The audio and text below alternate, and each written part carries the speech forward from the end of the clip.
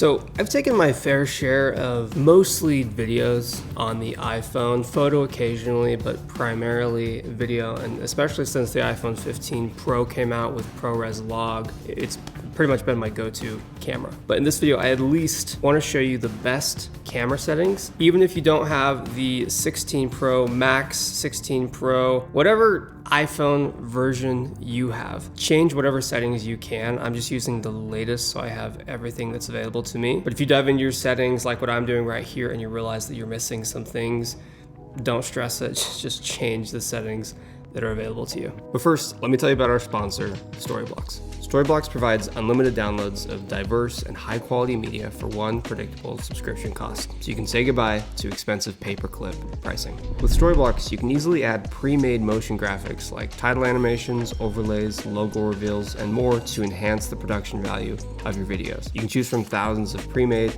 professional templates for your favorite editing program. And now, DaVinci Resolve templates are available in your Storyblocks library. Templates are a great way to speed up your workflow so you can focus on the content. And everything you download from Storyblocks is 100% royalty-free with no restrictions on where you can distribute your finished projects. And content is always refreshed frequently, so you'll always look through a freshly sifted media library. We use Storyblocks to create a lot of the motion graphic templates in our YouTube videos, like this title animation, and many of the sound effects and music we use in these videos also come from Storyblocks. So to get started with unlimited stock media downloads at one set price, head to storyblocks.com/fulltimefilmmaker or click the link in the description. So let's not waste any time. I'm going to jump right into this. If you want to open up the settings on your iPhone right now, we're going to go down to camera. Now right here at the top, we have something that's actually brand new to the iPhone 16, which is the camera control system settings. So if we click on that, one of the biggest frustrations I had with the 16 right when I got it is I would accidentally press that camera control button when I really didn't mean to. So I'd open up the camera just randomly. So the first thing I would recommend changing if I were you and you have this available to you is changing it from single click to double click. That way you have to double tap the button in order to open the camera app. And a little minor gripe I had with camera control is the clean preview setting. So when this is enabled and you use the camera control button or slider, it actually removes all the other UI on your screen and it's just focused on what you're doing with camera control. It's not a bad thing, it looks really clean, but you can't use your camera control and then quickly go and change any other settings inside of your native camera app. So if we turn that off, it allows you to still see all the UI that's on your screen and use camera control simultaneously. Down here you can see that that camera control button can open different types of camera apps. I have it set to the default camera because that's what I'm using 99% of the time, but if you happen to use a third-party app like Moment, a Blackmagic camera app might be available at some point in time, but you can manually change that so that when you hold the camera button, it's going to open that third-party app instead. Going back to the main camera settings, we have our photographic styles. Now, I'm gonna be honest, I don't really care for this setting too much, but I can see that a lot of photographers specifically might actually really like this. So if you have this available to you on your iPhone, basically what this does is allows you to set a very specific look that is standard to your photos. This basically gives you the ability to set the default color tones and contrast and a few other elements with your image. So if you go in here, you hit get started, you can select 4 recent images from your library. I don't really have anything on here right now, but I'd probably recommend choosing some images that have you in them, your skin tones, your environment. You can select those images and then it'll give you the option to actually swipe through and find a look that you like. Once you've decided, just hit continue.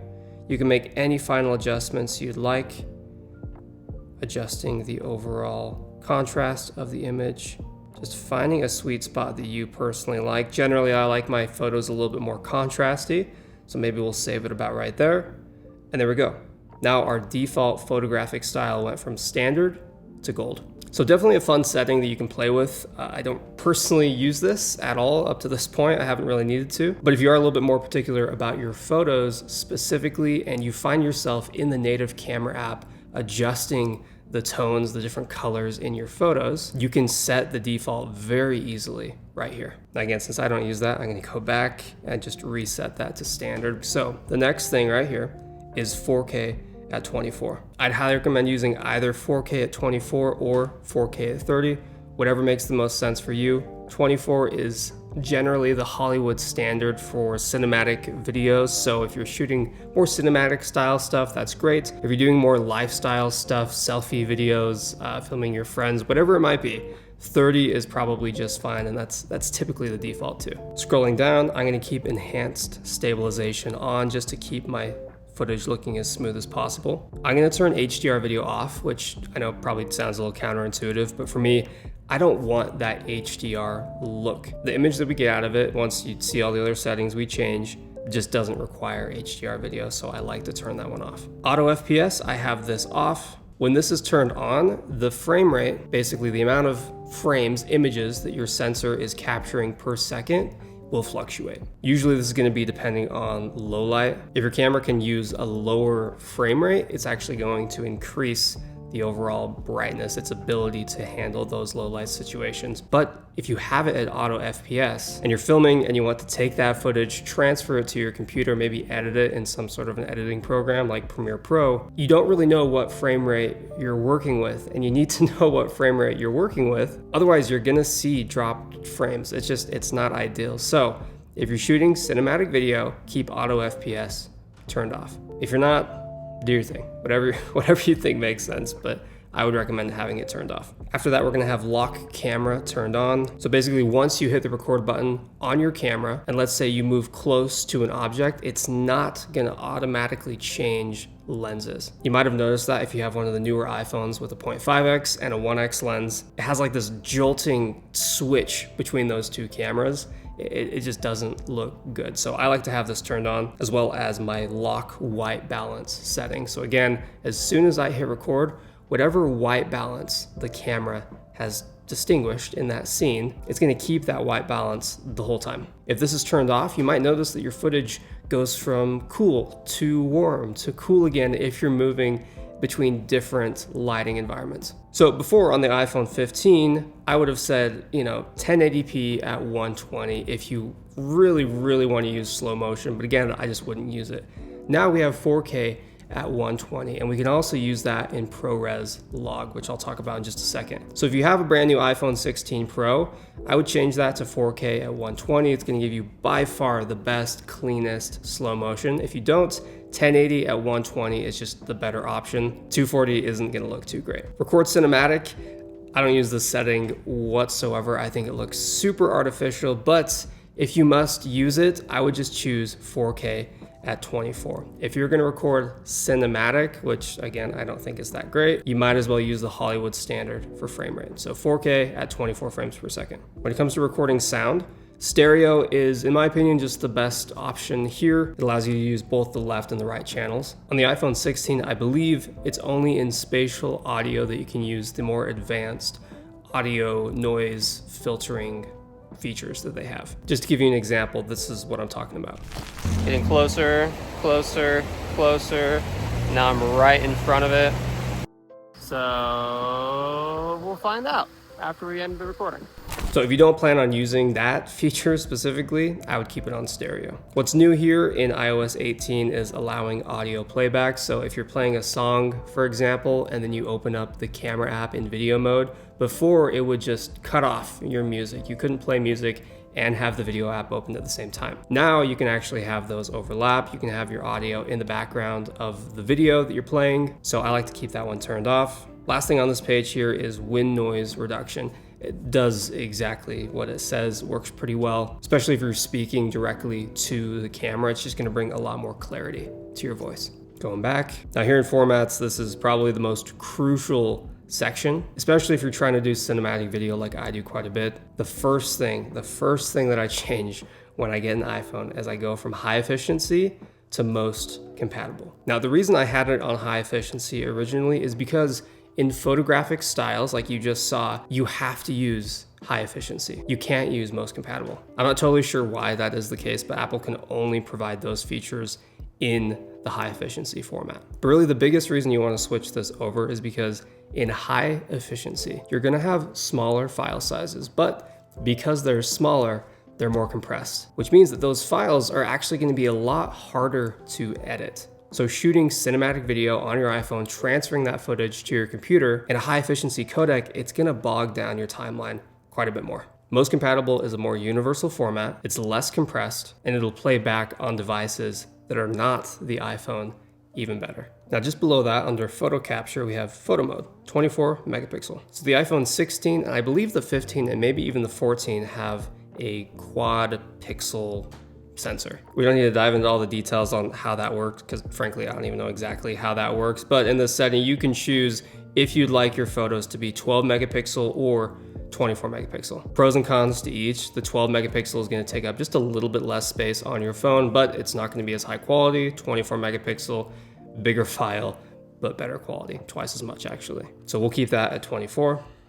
Now this is where it gets really important, okay? These two sets of settings is how you can actually determine what is a amateur iPhone photo or video and a more professional iPhone photo or video. So the first one is Pro RAW and resolution control.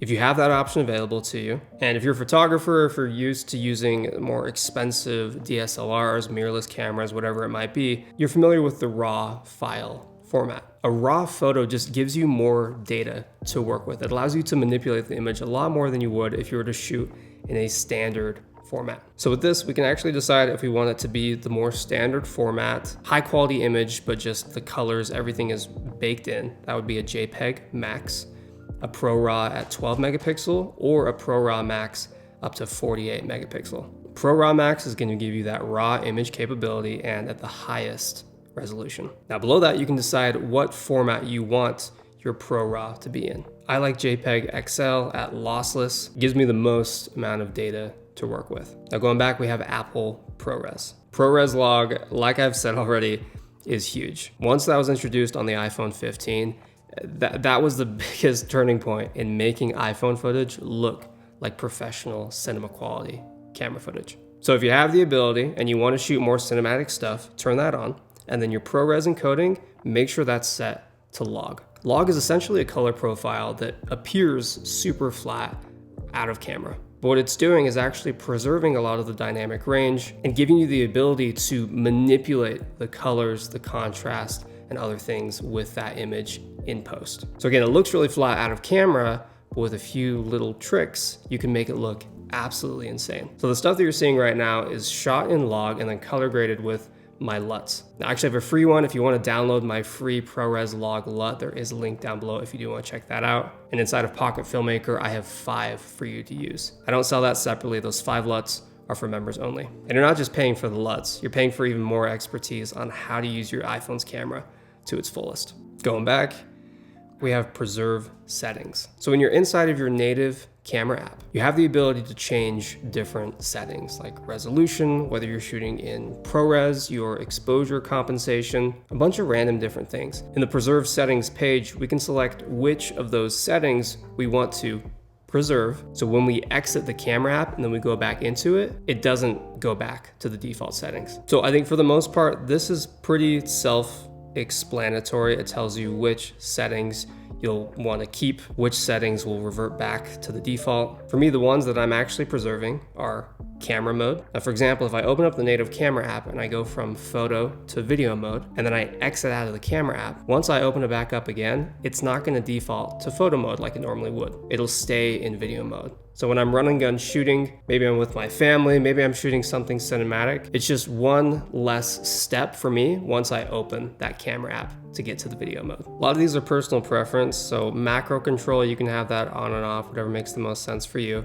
But exposure adjustment is something that I would highly recommend having turned on. The iPhone's really smart, right? It's trying to balance out your image as best as it possibly can. It's trying to make your shadows look good, your highlights look good, your midtones look good. It's just giving you the best possible image. But sometimes when it's trying to compensate for those shadows to make them brighter, it means that it's actually blowing out your highlights. So when you have exposure adjustment turned on, and then inside of your camera app, you can decide if you want your image by default to be slightly underexposed by pulling that to the left, or overexposed by pulling that to the right. So you can see a difference in exposure as we go between those.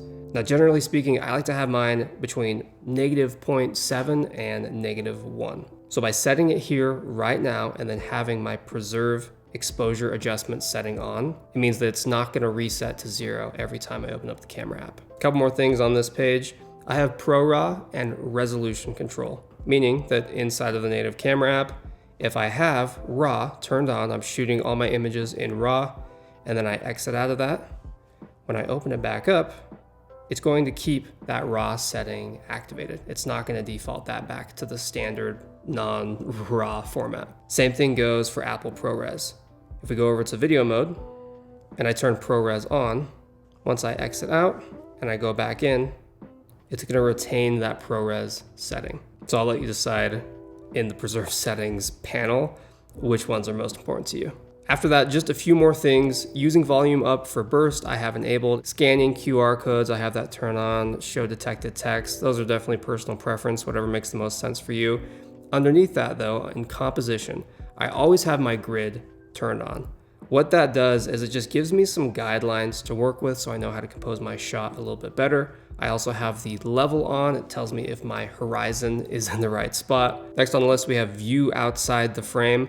For some reason, my phone does not want to do this properly, but normally viewing outside of the frame is just a little UI feature. It expands what your camera sees over and spills over into this black part right there. I'll show you an example of what that should look like. Portraits in photo mode, that just collects data as you're taking a photo so that if later you want to go and edit that photo, add more depth, just manipulate it a little bit better, you have the ability to do that. Prioritize faster shooting, I have that turned off. With that turned on, you can technically shoot faster, but you may see decrease in quality. Lens correction, I personally have turned off. I have that turned off because I know that if I do have a problem with any of that distortion inside of Premiere Pro or whatever editing program I'm using, I can fix that pretty easily. And with that turned off, I don't risk cropping my image at all. I'm getting the widest possible image I can. And then finally, the last setting on here, and honestly not a very important one, so this is kind of a anticlimactic ending, but it's macro control. So I believe I mentioned this a little bit earlier, but if you have your camera open, let's say you're on the 1x lens, you have this option in the bottom left to hit that flower button. We actually switch to the 0.5x lens, but in macro mode. So you can get very, very close to these subjects and still have a great looking image. Now with this turned off, what's gonna happen is that in 1x mode, you'll see it just did it right there. If you get too close to something, you can kind of see it automatically switches to that 0.5x.